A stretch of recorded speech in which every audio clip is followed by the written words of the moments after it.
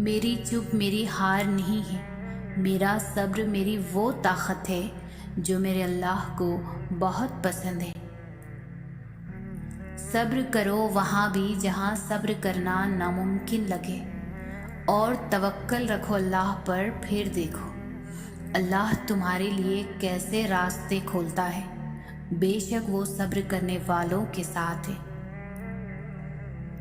زندگی جب بھی رلائے تو سمجھ لینا گناہ معاف ہو گئے، زندگی جب بھی ہنسائے تو سمجھ جانا دعا قبول ہو گئی۔ ماں کی ایک دعا زندگی بنا دے گی، خود روئے گی مگر تمہیں ہنسا دے گی۔ کبھی بھول کر بھی نہ ماں کو رلانا، ایک چھوٹی سی غلطی پورا عرش ہلا دے گی۔ بات کوئی برا کرے یا آپ کے لیے برا سوچے تو اسے اپنے عمل میں مصروف رہنے دیں۔ آپ کو یہ یقین ہونا چاہیے کہ آپ کے رب کو نہ تو نیند آتی ہے اور نہ ہی اونگ۔ نعمتوں میں سب سے بڑی نعمت ذہنی سکون ہے۔ ان لوگوں سے ہمیشہ دور رہیں جو آپ کے ذہنی سکون کو تباہ کرتے ہیں۔ جب دل میں میل، طبیعت میں ضد اور لفظوں میں مقابلہ آ جائے تو یہ تینوں جیت جاتے ہیں، بس صرف تعلقات اور رشتے ہار جاتے ہیں۔ اگر آرام اور سکون سے رہنا چاہتے ہیں تو ہر چیز میں مختصر رہنا سیکھیں، گفتگو میں، احساسات میں اور کبھی کبھی لوگوں کے چناؤ میں بھی۔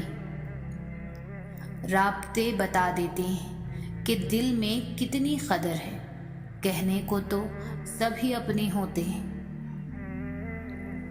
دعاؤں کا مسلسل تمہارے لبوں کی تسبیح بن جانا اللہ کی طرف سے تمہارے لیے قبولیت کا ایک اشارہ ہے، اور دعائیں مانگتے رہو، اسے اپنے بندے کے اٹھے ہوئے ہاتھوں کی لاج رکھنا آتا ہے۔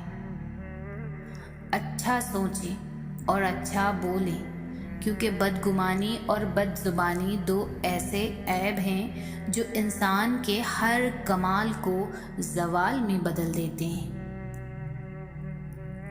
جو دوسروں کو عزت دیتا ہے اصل میں وہ خود عزت دار ہوتا ہے، کیونکہ انسان دوسروں کو وہی کچھ دیتا ہے جو اس کے پاس ہوتا ہے۔ رشتوں کو مضبوط رکھنے کے دو راز: جب آپ غلط ہوں تو اپنی غلطی تسلیم کریں، جب آپ صحیح ہو تو صرف خاموشی اختیار کریں۔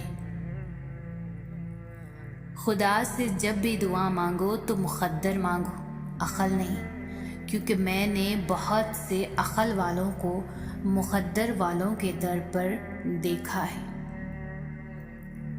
3 چیزیں ایمان کو تباہ کر دیتی ہیں: امیروں کی محفل، عورتوں کی صحبت، جاہلوں سے بحث۔ 3 طریقوں سے پریشانیاں خوشی میں بدل جاتی ہیں: خاموش رہنا، خاموش رہنے سے پریشانی کم ہو جاتی ہے، صبر کرنا، صبر کرنے سے ختم ہو جاتی ہے، اور شکر کرنے سے خوشی میں بدل جاتی ہے۔